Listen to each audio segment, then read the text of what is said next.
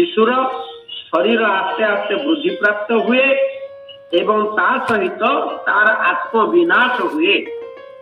ये गोटे शब्द आपण मैंने अनुभव करेंगे केड़े सुंदर शब्द टीए कपिल भगवान आम मान आगे प्रकाश करिसंती। जीवर आत्मविनाश हुए।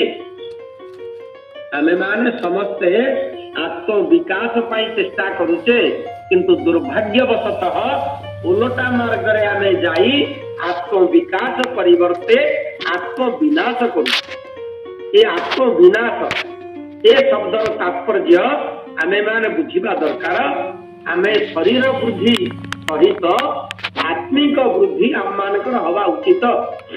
आत्मिक बुद्धिर तात्पर्य है या जे भगवान का आड़कू जीवर गति हवा दरकार। भगवान कर विमुख हवा उचित नुह किंतु दुर्भाग्यवशतः जीव जेतिकी जेतिकी बढ़ी बढ़ी बयस रे जाउची मरण आड़कू सेतिकी सेतिकी निकट होउची एवं भगवान ठारू सेतिकी मात्रा रे दूरेई जाउची। यहाँ को कहा जाए आत्मविनाश। जे आत्मा को बुझी पारे नहीं, आत्मार गति जी निर्धारण करि पारे नहीं, आत्मविनाश बा आत्मिक सत्तार विकास परिवर्ते आत्मिक सत्तार विनाश करने को आत्मविनाश कहा जाए। एवं जीवर आत्मविनाशर मुख्य कारण है मिथ्या सम्मान, क्रोध एवं काम। ये जो पंच महाशत्रु आम मान भितर अवस्थान करिसंती षड़ महाशत्रु काम, क्रोध, लोभ, मोह, मद आउ माश्चर्य। ये जो षड़ रिपु ये माने महाशत्रु रूप में आम मान को विनाश करिबारे प्रयास करुछन। आमे माने विचार करुचे आमर विकास होउची किंतु दुर्भाग्यवशतः विनाशर चरम सीमारे आमे माने पहुंची जाउचे गोटे जीवदशारे। एवं ए संपर्क रे भगवान श्रीकृष्ण अर्जुन को श्रीमद भगवती गीता रे अर्जुन प्रश्न भगवान का आगे अर्जुन प्रकाश कले। जीव शाश्वत भाव रे भगवान को सहित समतुल। जीव ब्रह्म बना पर जीव जीए ब्रह्म सीए किंतु दुर्भाग्यर कथा जीव निज को चिन्ह न पारी भगवान ठारू दूरेई जाउची एवं ये पापाचरण करुची। यार मूल कारण कौन है पाए? अर्जुन एतादृश प्रश्न रे स्वयं भगवान गोटे सुंदर कथा कहिले। काम एष क्रोध एष रजगुण समुद्भव। प्रथमे काम, एक कामना रूपी शत्रु आम मान को ग्रास करे। शिशु अवस्था खाद्यर बा भोजनर कामना एवं पौगंड अवस्था खेलर कामना एवं शिशु संगर कामना आउ ऐश्वर अवस्था बाल भाव बालक मान सहित मिशिबार कामना एवं यौवन अवस्था तरुणी सहित मिशिबार कामना। ये जो कामना वासना आम मानकर ये कामना वासना आम मान को क्रोध आड़ को टाणी दिए। तार कारण होची मनुष्यर कामना केबे हेले पूर्ण हो पारे नाही। मनुष्य केबे हेले तार कामना वासना को पूर्ण करि पारे नाही। Human wants are unlimited. जने इंग्रेजी कवि सुंदर भाव रे प्रकाश करिसंती ह्यूमन वांट्स आर अनलिमिटेड। कामना रो सीमांकन करिबा दरकार किंतु ये कामना आम मान को मंद आड़ को टाणी निए। कारण कामना परिपूर्ण नहीं पारिबा फल आम मान मन रे क्रोध जात। भगवान श्रीकृष्ण कहले हे अर्जुन ये विश्व ब्रह्मांड रे भगवान को व्यतीत काहार कामना परिपूर्ण हुए नाही।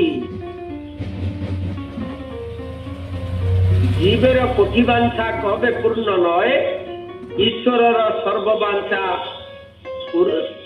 बेगे पूर्ण है।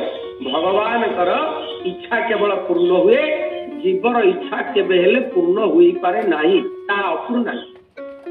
तेणु ये अपूर्णांग कामना को धारण करी जीव क्रोध प्रकाश करे। ତା ଦ୍ୱାରା କଣ ହୁଏ? କ୍ରୋଧାତ୍ ଭବତି ସମୋହ, ସମହାତ୍ ଶ୍ରୁତି ବିଭ୍ରମ, ସ୍ମୃତିଭ୍ରଂଶାତ୍ ବୁଦ୍ଧିନାଶ, बुद्धिनाशात् प्रणश्यति। कामत् क्रोध विजायते, क्रोधात् भवति सम्मोह, सम्मोहात् श्रुति विभ्रम, श्रुतिभ्रंशात् बुद्धिनाश, बुद्धिनाशात् प्रणश्यति। कामरु क्रोध जात हुए, क्रोधरु सम्मोह बा मोह जात हुए। आखि की भल देखा जाए नहीं, जो मैंने रागी जाती से आखि की भल देखा ठीक देखा जाए नहीं, उल्टा देखा जाए। कान को ठीक सुना जाए नहीं, उल्टा सुना जाए।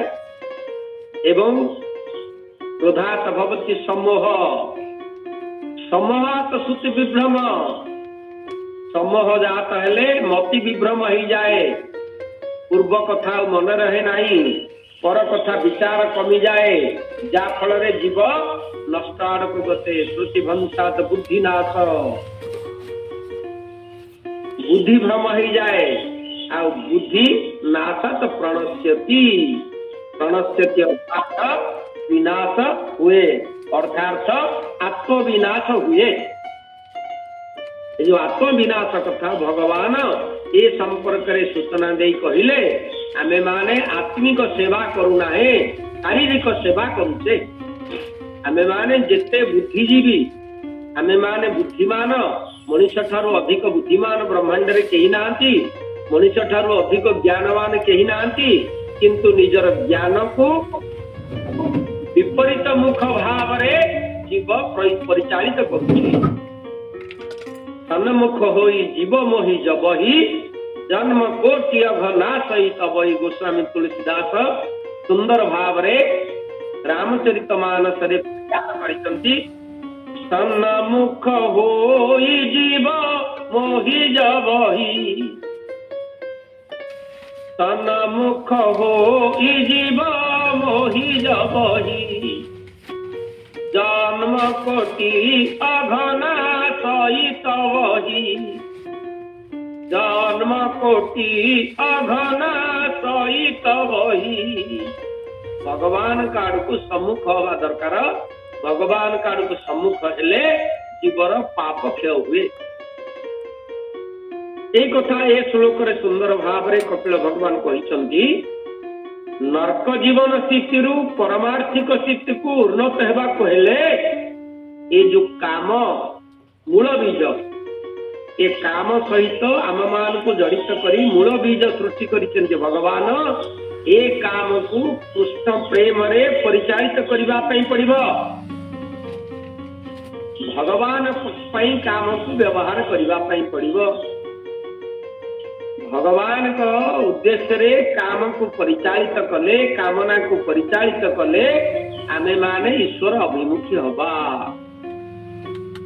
तेणु वैष्णव संप्रदाय महान आचार्य श्रील नरोत्तम दास ठाकुर एक कथा सुंदर भाव रे कहिसंती। काम कृष्ण कर्मार्पणे, काम कृष्ण कर्मार्पणे। भगवान को पाखरे काम को अर्पण कर दियो। भगवान के निकट रे काम को अर्पण कर दे, से कामर चिंता भगवान के पे व्यवहार कले जीव उद्धार हबो। कामर प्रवृत्ति आम मान को इंद्रिय उपभोग निमित्त प्रयोग व्यवहार करे।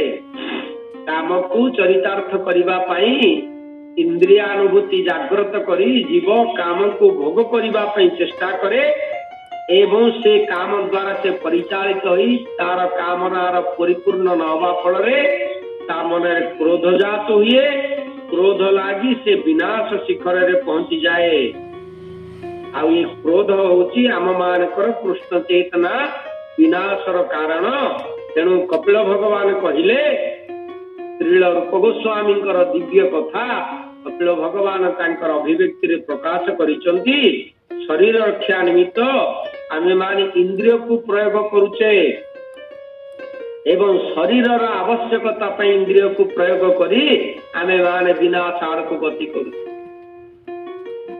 आतेन्द्रिय प्रीति वांछा तार नाम काम,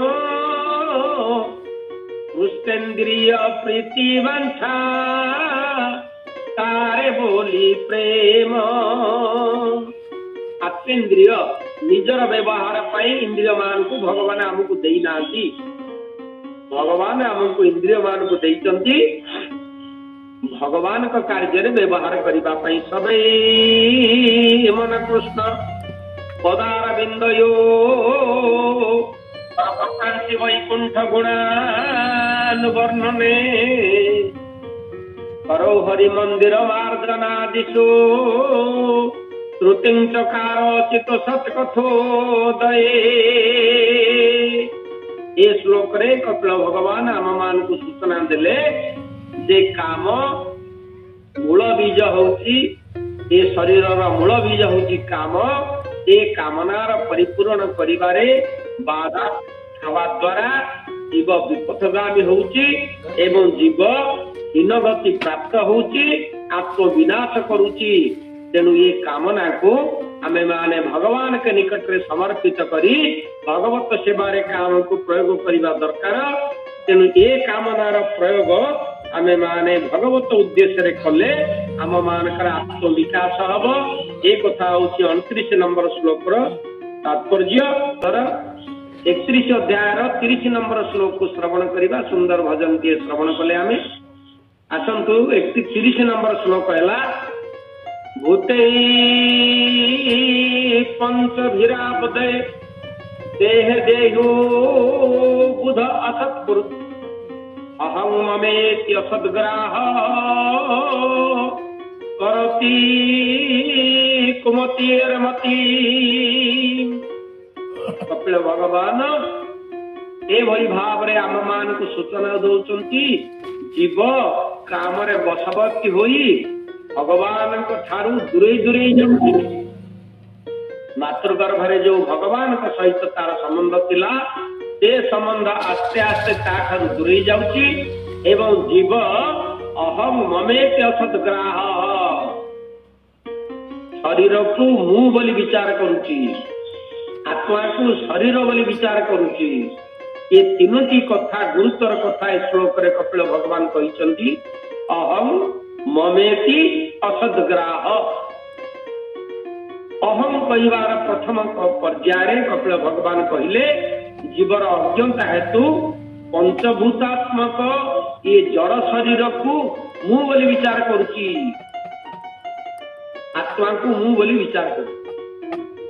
आत्मा सहित तार संबंध विच्छेद हो जाउची एवं शरीर सहित संबंध तार जड़ित हो जाउची। ये होची प्रथम अज्ञता अहम। अज्ञता हेतु पंचभूतात्मक शरीर को मु बोली विचार करी आत्मा को भूली जाउची। एवं द्वितीय पर्याय है ममेति। द्वितीय पर्याय रे कपिल भगवान कहले चतुर्दिगरे जहा से देखुची ताकू मोर बोली कहू।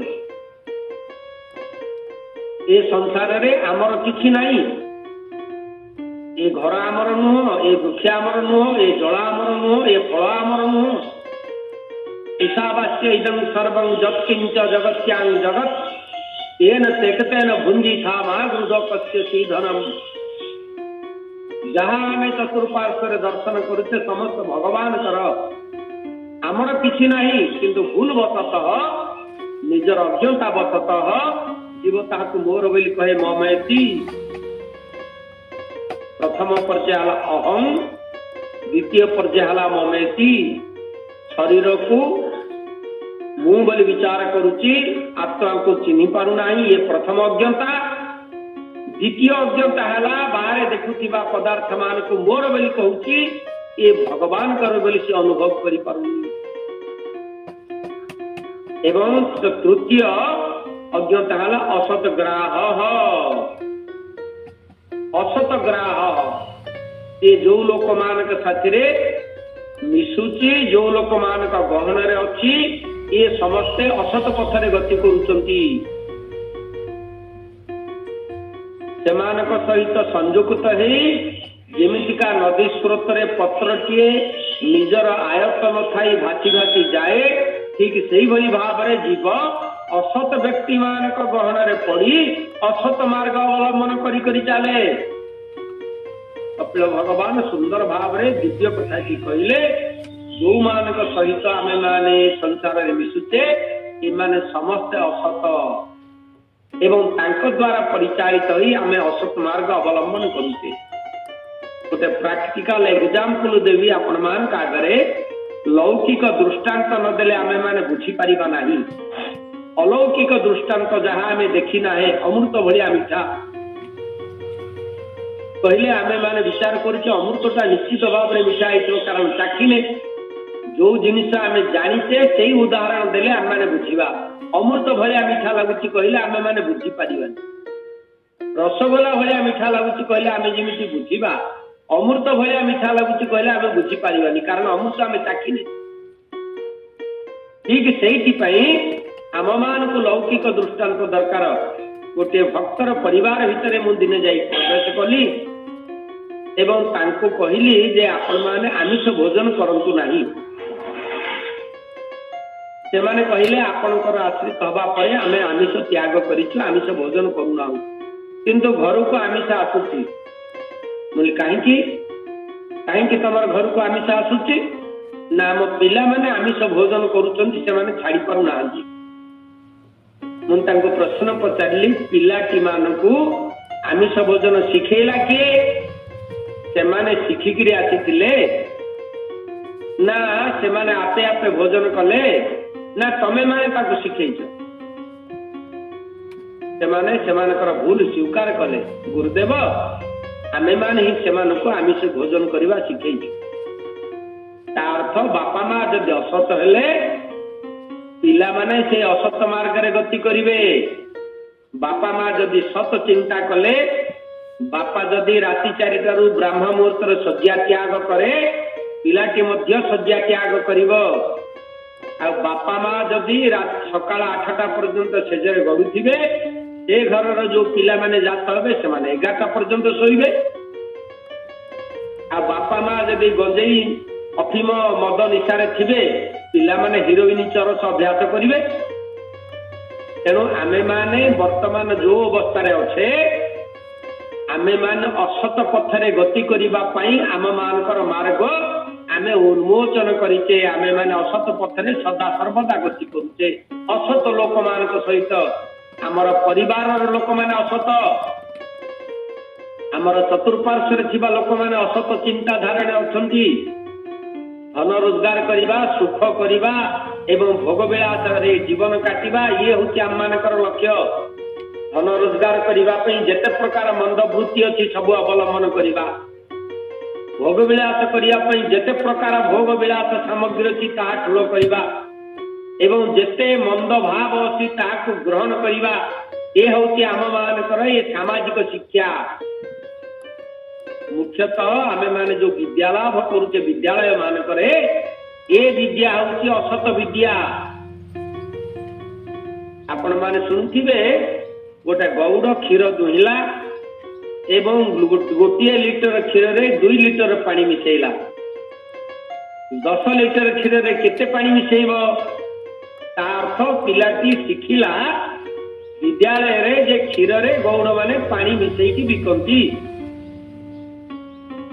एभली विद्या आम मानकर ये हूँ वृत्तिगत विद्या, चोरी करने विद्या शिक्षा होची। प्रकृत विद्या होची जहाँ कपिल जहाँ प्रहलाद भगवान राक्षस बालक मान को शिक्षा देले। बालके मोर बोल कर बेलहु गोविंद सुवर। ये शिक्षा घरे अच्छी। बापा माँ मैंने कहते पिला मानू अरे पुओ आलो माँ झील तुम मैंने राति घड़िए थी उठ स्नान शौच इत्यादि करी भगवान के निकट रे बस, भगवान को ध्यान कर, भगवान को जप कर, भगवान को चिंता कर। 80 वर्षर बुढ़ा ए पर्यंत तुलसी माला कंठरे ग्रहण करी नाही किंबा हरिभजन करू नाही। 80 ବର୍ଷର ବୁଢା ଆଉ ପିଲାମାନଙ୍କ କଥା କଣ କହିବା।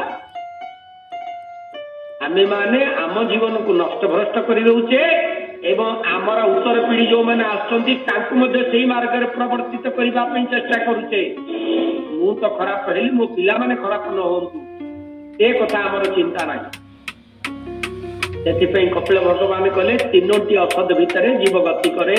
ପ୍ରଥମେ ମୁଁ ବୋଲି କହେ, ତାପରେ ମୋର ବୋଲି କହେ ଏବଂ ଅସତ ପଥରେ ଗତି କରୁଥିବା ଲୋକମାନଙ୍କର ସଂସ୍ପର୍ଶରେ ଆସି ସଦା ସର୍ବଦା ଅସତ ମାର୍ଗ ଅବଲମ୍ବନ କରି ନଷ୍ଟ ଭ୍ରଷ୍ଟ ହେଇଯାଇ ଆତ୍ମବିନାଶର ମାର୍ଗରେ କରତି କୁମତିରେ ମତି କୁମତି ଅର୍ଥାତ ମନ୍ଦମତି ହେଇଯାଏ। ଦୁର୍ଭାଗ୍ୟ ଆମମାନଙ୍କୁ ଶିକ୍ଷା ଦେବା ପାଇଁ ସାମାଜିକ ବ୍ୟବସ୍ଥା, ଆଜିକାଲିର ସରକାର କଥା କୁହନ୍ତୁ, ଆଜିକାଲିର ରାଜନୈତିକ ଲୋକ କଥା କୁହନ୍ତୁ, ଆଜିକାଲିର ସମାଜକର୍ତ୍ତା କଥା କୁହନ୍ତୁ, ସେମାନେ ଜୀବର ବିକାଶ ଚାହୁଁନାହାନ୍ତି, ସେମାନେ ଜୀବର ବିନାଶ ଚାହୁଁଛନ୍ତି। ପାରିବାରିକ ସ୍ଥିତି, ସାମାଜିକ ସ୍ଥିତି ନଷ୍ଟ ହେଇଗଲା ପରେ ଦୈହିକ ସ୍ଥିତି ନଷ୍ଟ ହେଇଯାଏ ଏବଂ ଆତ୍ମାର ସ୍ଥିତି ବିନାଶ ହେଇଯାଏ। ଏ ହଉଛି ଏ ଶ୍ଲୋକର ତାତ୍ପର୍ଯ୍ୟାର୍ଥ।